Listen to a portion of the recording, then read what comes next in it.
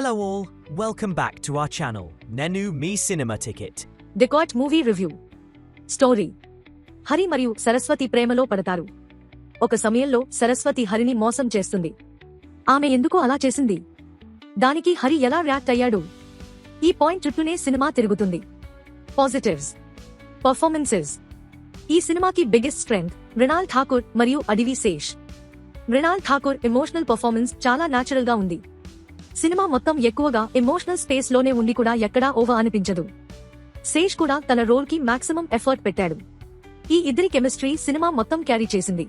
Emotional scenes: second half mid నుండి climax వరకు emotional scenes continuous గా బిల్డ్ అవుతాయి. క్లైమాక్స్ తర్వాత వచ్చే ఫైనల్ మూమెంట్ మంచి సాటిస్ఫాక్షన్ ఇస్తుంది. మ్యూజిక్: బీజీఎం, కన్నే పిచ్చురో సాంగ్ చిన్నదే అయినా మంచి వైబ్ ఇస్తుంది. Background score especially emotional scenes లో బాగా వర్క్ అయ్యింది. Negatives: predictable story. ట్రైలర్లోనే ఆల్మోస్ట్ స్టోరీ రివీల్ అయిపోవడం వల్ల సినిమాలో సర్ప్రైజెస్ తక్కువగా ఉంటాయి. కన్వీనియంట్ రైటింగ్: చాలా సీన్స్ లాజికల్ గా కాకుండా కన్వీనియంట్ గా ఫీల్ అవుతాయి.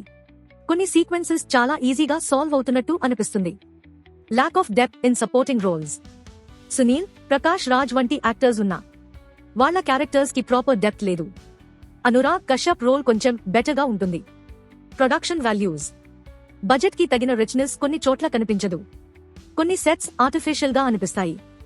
ఓవరాల్ వర్డిక్ట్: డెకాట్ ఒక వన్ టైమ్ వాచబుల్ ఫిల్మ్.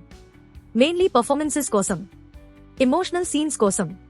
కానీ స్టోరీ రైటింగ్ ఇంకా స్ట్రాంగ్ గా ఉంటే నెక్స్ట్ లెవెల్ కి వెళ్లే అవకాశం ఉంది. అడివి శేష్ నుండి ఇంకా బెటర్ కంటెంట్ ఎక్స్పెక్ట్ చేసే ఆడియన్స్ కి ఇది స్లైట్లీ అండర్వెల్మింగ్ అనిపించవచ్చు. ఇంకా ఇలాంటి ఇంట్రెస్టింగ్ మూవీ రివ్యూల కోసం మా ఛానల్ను సబ్స్క్రైబ్ చేయండి. Until next time, keep watching great movies.